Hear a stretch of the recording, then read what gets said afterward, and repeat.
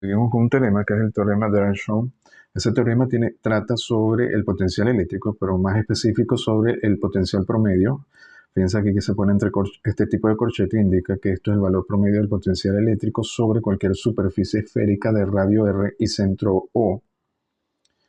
Tiene dos casos A, si no hay carga en su interior, sino una carga con el exterior, que sería este caso. Ahora tenemos la esfera de radio R, entonces el potencial promedio sobre la esfera, debido a esta carga externa Q mayúscula, en su exterior el valor promedio debería ser igual al valor de B en su centro. Recuerden que cada uno de los puntos de la esfera debería estar en un potencial distinto, puesto que se encuentra en una distancia distinta de la carga Q, que se encuentra en el punto P. Por ejemplo, este diferencial de área que tiene una carga, este diferencial de área que tiene un área elemental de acá está a una distancia R' y otro diferencial de área estará a otra distancia R' de Q. Entonces estos potenciales varían, sin embargo, el potencial promedio sobre toda la superficie debería ser equivalente al valor del campo eléctrico en el centro de esta esfera, en el centro O de la esfera. Y la parte B nos dice que si hay una carga con el interior y la esfera está descargada, sería el otro caso. En este caso tenemos la esfera descargada, tenemos un punto en el interior. Y este punto en el interior tiene una carga Q mayúscula. El potencial promedio de esta esfera sobre su superficie debería ser igual a Q sobre 4pi epsilon 0 R mayúscula, donde R mayúscula es el radio de la esfera. Entonces vamos a ver cómo se logra esa demostración. Primero partimos de una esfera que tiene un radio R, una densidad de carga sigma uniforme y una carga Q mayúscula, ¿no?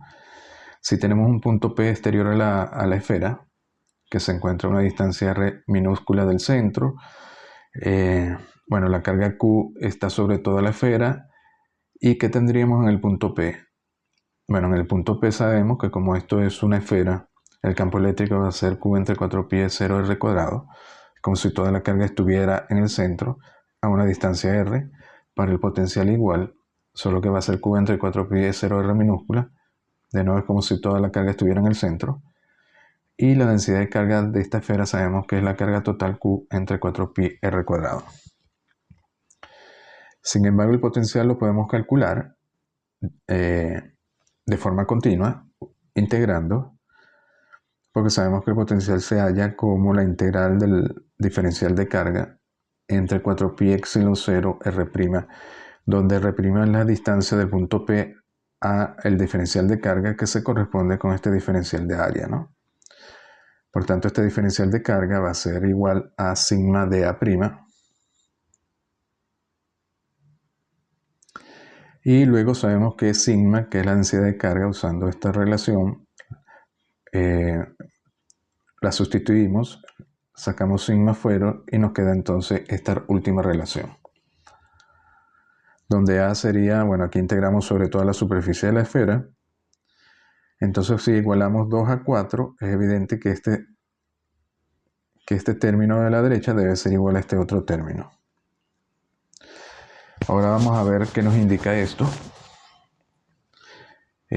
Bueno, ahora suponemos que tenemos una esfera de radio R, pero descargada, esto no tiene carga, y tenemos la carga Q mayúscula, que antes estaba sobre la esfera, ahora la tenemos exterior a la esfera, en un punto P, que está a una distancia R del centro de la esfera. ¿Cómo podemos hallar el potencial? Bueno, lo podemos hallar de forma discreta, y luego integrando. Por ejemplo, si tomamos un diferencial de área sobre esta esfera que está descargada, de acá, este potencial de área va a estar un potencial dado por 1 entre 4pi 0 por la carga que genera el potencial, que es Q mayúsculo, entre la distancia entre la carga, entre la carga y el punto que estamos considerando. Si este diferencial, al ser un diferencial, esta área es muy pequeña, se puede considerar como un área puntual y por tanto queda Q entre R'.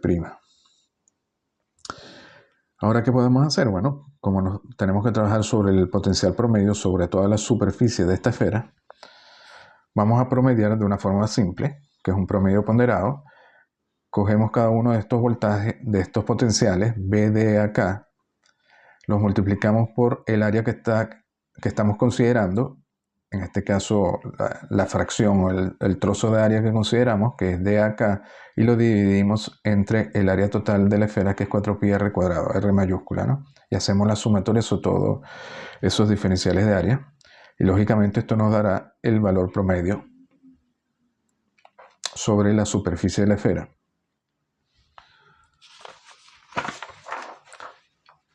Bueno, aquí simplemente ahora sustituimos la ecuación 6 acá adentro y sacamos afuera Q entre 4πr cuadrado, que es una constante.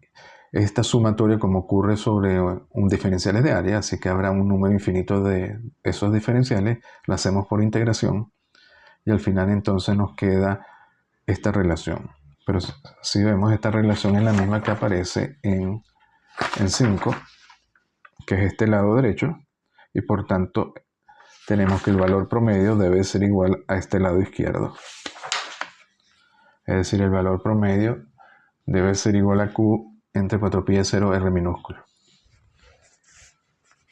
Pero esta es la ecuación precisamente para el potencial o el valor de B en el centro de la esfera.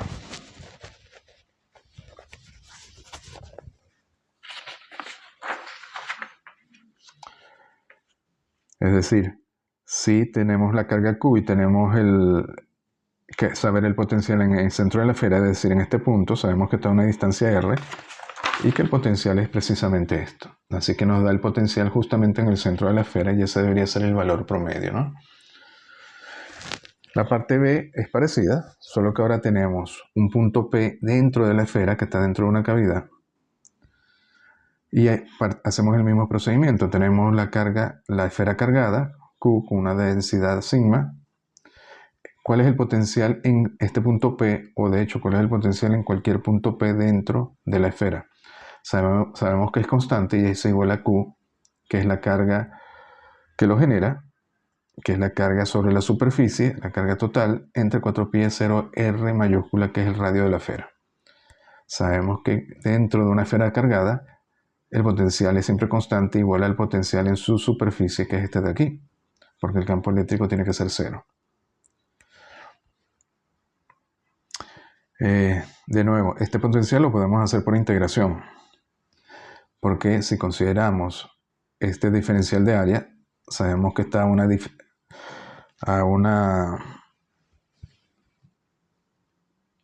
el potencial, este diferencial de área está a una distancia R', y este diferencial de área viene asociado con una carga de Q, que sería sigma de A, y esto en un punto en el interior simplemente se aplica la misma fórmula, no importa si el punto P está en el interior o en el exterior, simplemente es de Q entre 4π0 por la distancia de la carga al punto P, que en este caso es R'. Aquí de nuevo Q lo ponemos como Q entre 4πr cuadrado, así que nos queda de este lado la integral, y luego lo que hacemos es comparamos, igual que hicimos antes, 10 con 11, es decir que este término debe ser igual a este término, ¿no? Y ahora ¿qué hacemos? Hacemos igual que antes, ahora consideramos que la carga Q que antes estaba sobre la esfera la consideramos en el punto P, la carga Q mayúscula. Y para hallar el valor promedio, que es del potencial que tenemos sobre la superficie de la esfera, hallamos cada uno de estos potenciales, de estos diferenciales de área, cuál es el potencial que tiene asociado, y hallamos el promedio. El promedio lo hallamos igual que antes ponderando, es decir, el diferencial de potencial de este diferencial de área, de este elemento de área, lo multiplicamos por la área y lo dividimos entre el área total. Igual que hicimos antes. Si lo hacen, al final llegan a esta relación, igual que antes, y entonces este término es precisamente este término de la derecha de la ecuación 12, y por tanto el valor promedio de B tiene que ser este término. Pero esto resulta que es el potencial sobre la superficie de la esfera. porque es Q entre 4pi es 0R. Es decir, el promedio de B es su valor en su superficie.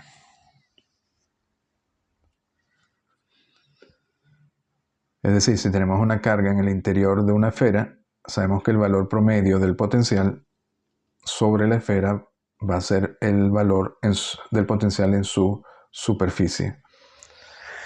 A ver, esto aplica ya sea que las cargas tanto en el interior como en el exterior sean discretas o continuas. Por ejemplo, si las cargas en el exterior son continuas, el resultado es el mismo porque simplemente cada carga cumpliría con el teorema de Earnshaw y por superposición, sumando, se cumpliría de nuevo el teorema de Earnshaw. Igual, si tenemos en un punto interior, en una cavidad, una distribución de carga continua, se sigue manteniendo el teorema de Earnshaw. Ahora vamos a ver una aplicación sencilla de este teorema. Imagínense que estemos en un punto P del espacio de una región libre de carga. Es decir, la densidad de carga alrededor, por lo menos alrededor del punto P, es 0. Entonces el potencial nos dice, aplicando el teorema de Earnshaw, podemos demostrar que el potencial en este punto P no puede ser un máximo. Es decir, si calculamos el potencial en P, no puede ser un potencial máximo comparado con los potenciales a su alrededor. A ver, para demostrar eso, ¿qué hacemos? Bueno, alrededor de este punto P ponemos una esfera de radio R mayúscula. Y luego, ¿qué pasa si suponemos que efectivamente el potencial en el punto P o en el centro de esta esfera, el potencial es máximo? Por definición, si este potencial es máximo, fuera de ese punto, del centro de la esfera, los potenciales tienen que ser menores que ese máximo, porque por eso es un máximo. Es decir, que el potencial sobre la superficie de la esfera que la rodea a ese potencial máximo, que está en el centro, debería ser menor a este potencial. Pero el teorema de Earnshaw nos dice que precisamente el potencial sobre la superficie de la esfera debe ser igual al potencial en su centro. Por tanto, el potencial en su centro, ¿ok?, no puede ser igual al potencial máximo, no puede ser un máximo. Bueno, lo dejamos hasta aquí.